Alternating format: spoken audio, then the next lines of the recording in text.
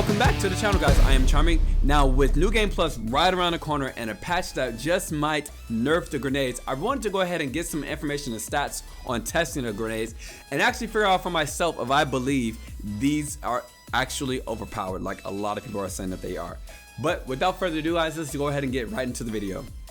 Now, first thing I want to talk about is just kind of the common properties amongst all of the different grenades. Now, for the purpose of testing and for the purpose of keeping everything similar and controlled, I am not using any of the improved grenades in this. However, I do believe that the improved grenades also play a part on whether the grenades overall overpowered. I just wanted to do the base grenades and talk about those grenades as far as what they do and how them as themselves at a base are strong or not strong.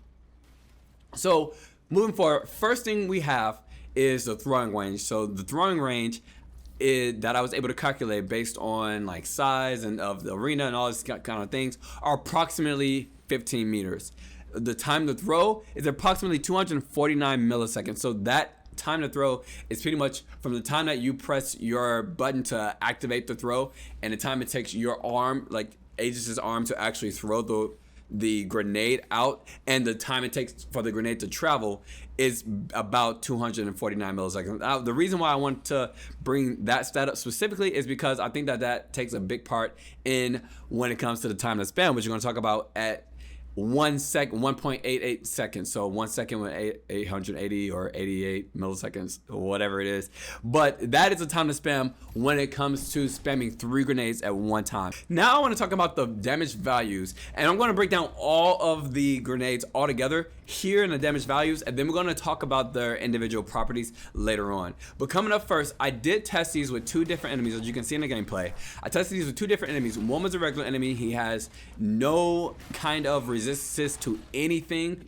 Now, I also had a second enemy, and he was a much stronger enemy, but I wanted to make sure that I could find an enemy that had some sort of resistance. To get right into it, as far as the grenades and the damage that they pack some pretty good damages that I would say. You can see the differences between the regular enemy and the flame enemy. Obviously, you know, with an enemy that has a resistance to flame, he's going to take less damage to flame, as you can see down there. Up top, you do see that Petrification has 0 damage. So if you're not aware, Petrification is not intended to do any sort of actual damage. It is only intended to immobilize enemies, and that is it. Explosive damage is it literally is explosive damage. It does impact, which is just to stagger an enemy. I do want to say that because the flame enemy does have that fire resistance, that explosive is also why he has less damage than the original regular enemy. From there, we have the flame, which I said, you know, flame enemy, and then after that we have frost damage, which 105 damage to both enemies. That should be regular across all enemies unless they are, you know, resistant to frost. And then again down there with the fulmination. Now understand that this fulmination damage is without any additional damage once the fulmination has begun. So this is only first impact, no extra lightning or, you know, fulmination affliction on the enemy at all. So now I want to move into talking about the individual properties of all of the different grenades. So up first, I want to talk about the explosive grenade, which I do really enjoy. The explosive grenade, I think the explosive grenade is pretty it's pretty good. Now the impact damage, which is its main feature, is impact. It does do an amount of physical damage at 233. However, it does also have that impact property, which is on impact, it staggers an enemy. I can't really give the impact value just like you can on certain weapons. You can see that damage number or that impact value number on the menu. However, I do know, and it's kind of weird because it feels like every time you throw the grenade at any enemy, regardless of how strong they are, it staggers them to some amount, whether it's a heavy amount or not. But it seems like the regular average stagger time is around 2 seconds and 41 milliseconds, 2.41 seconds. So when it comes to the enemy, the regular enemy, it takes 3 grenades in order to actually kill him. So I want to include that stat on there and get the time to kill. So if you wanted to quickly kill an enemy, it would take 3 grenades to kill an enemy at 600 HP. and that time to kill will be 1.88 seconds, which is great because after that first initial grenade hits, then they'll be staggered. They'll be staggered for about a little bit more than 2 seconds. And if it only takes that 1.88 seconds, then you'll be clean to go ahead and get those final 2. Now, I want to talk about the Petrification Grenade, which I think is pretty good as well. It is a bit hard to figure out the actual immobilization value once again because you can't necessarily see the value on the screen, and the enemies that I was testing these on are wonderful dummies. They take very well to petrification. So one attack and pretty much their bar is full and they're already immobilized. Except for the larger enemy, I think it filled his up probably about 99%, and then one more attack and he was immobilized. So it's really hard to judge on those enemies, and once again, like I said, those were 2 of the stronger enemies of like the regular enemies and the regular mini boss. I don't want to say mini boss, but you know, of the heftier enemies, they were. So the critical time here that you see is the time that they're actually like stun locked. So once they get immobilized, 5.91 seconds is the total time that they're actually stun locked in a critical state, where you see the diamond is cracked in red, and that's the time where you can go up and get your critical hit. The total stun time includes the stagger time from them standing up, which is about 1.5 seconds longer than the critical time. So your total stun time is 7.41 seconds. So that's if you miss the chance to get a good critical hit off, you still have about 1.5 seconds before they go ahead and start to attack you, that you can get any kind of good hit or, you know, heavy attack or anything like that. Moving forward to the elemental grenades. Overall, the elemental grenades have some really good properties individually. I do want to talk about the damage values of each of these again. So this is testing on our regular enemy at 89 damage for the flame, 105 for frost, and 113 for the fulmination.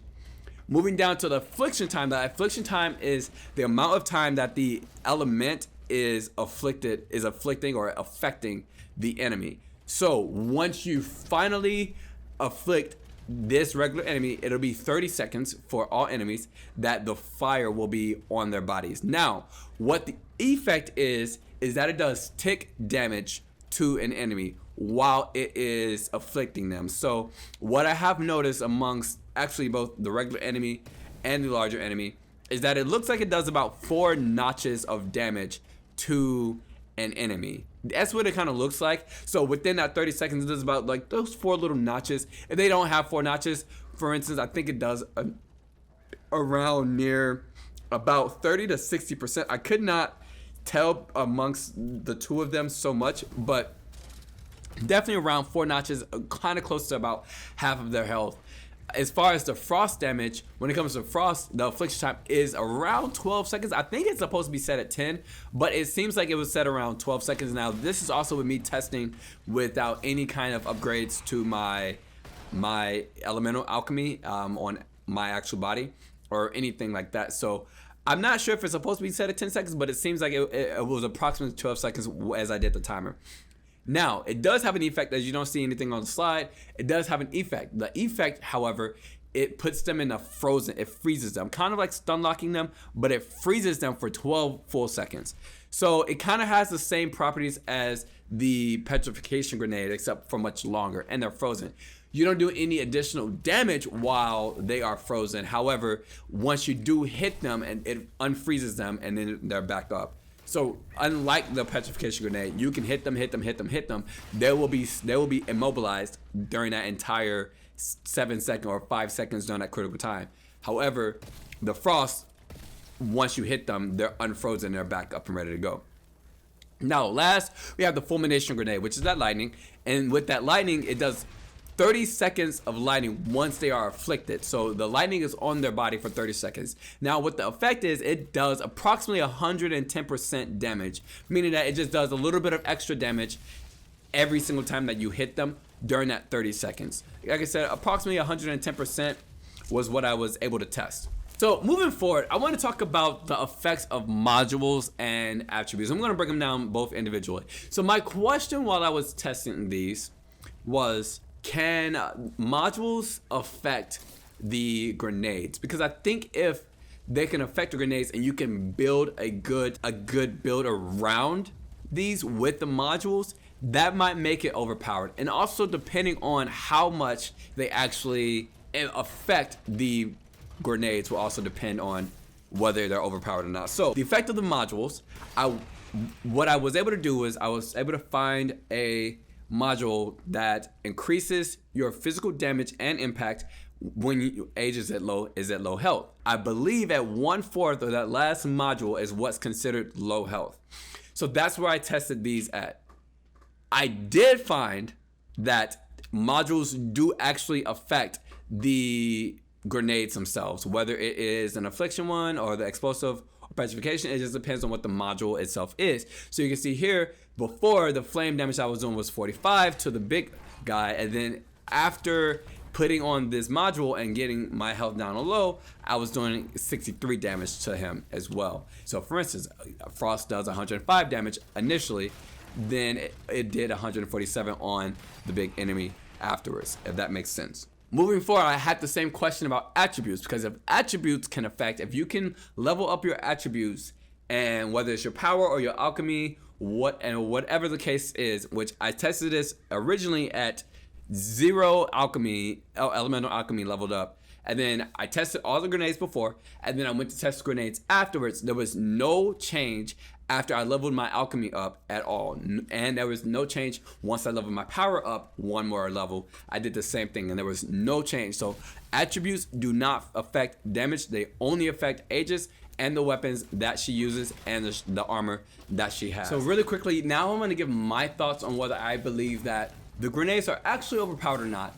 I do have to say, I think that the grenades are a bit powerful. I'm not too sure if I would say cracked or overpowered or anything like that, but I do think that they're a bit overpowered, or powerful I should say.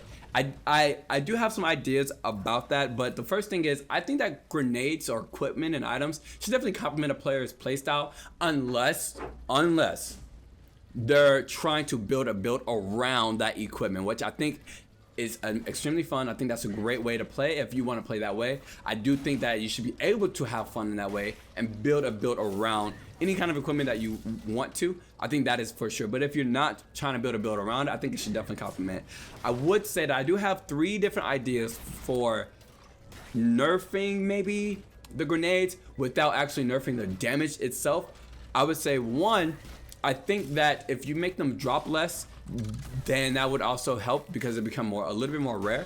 There is a module that can increase the discoverability of them. So I think without that module, it should be a little bit less. Obviously, the module should go ahead and buff it up a little bit more, which I think is cool. Now, I will say, I think if they increase the prices of all the grenades, whether it's, from like 3, maybe even 500, that makes it a bit more powerful. I can sell a weapon for less than what it would take me to kill an entire, like, a bigger enemy, and I don't think that is necessary with grenades. That's necessarily, balanced. I would say also on top of that, I do think that the flame damage that the flame grenade is a bit strong. I think that either lessen the tick damage that it does over the 30 seconds, or lessen the 30 seconds down to about 15 to 20 seconds. Especially, I think that'll be a good midway for the Frost, and then the Fulmination at 30 seconds and the Frost is at 10. I think that's good. I think Frost and Fulmination are both good grenades at where they are. You don't do much more damage with Fulmination, and as soon as you knock somebody or hit someone and while they're frozen, I think that it's great that they come immediately out and they're right back into the fight. So that's what I think, ladies and gentlemen. Here, I want to hear from you guys and see what you guys think and hear your feedback on whether you believe that the grenades are overpowered or not overpowered, and how you actually feel about what they should do about them and if they should nerf them. But ladies and gentlemen, I hope that you guys have a great week, and I cannot wait to see you in New Game Plus. Have a beautiful goddamn day. I'll see you in the next one, and check out this video right here where I get the chance to break down the menu for you, eldenring style. I think you're gonna love it. Have a great day. Bye, guys.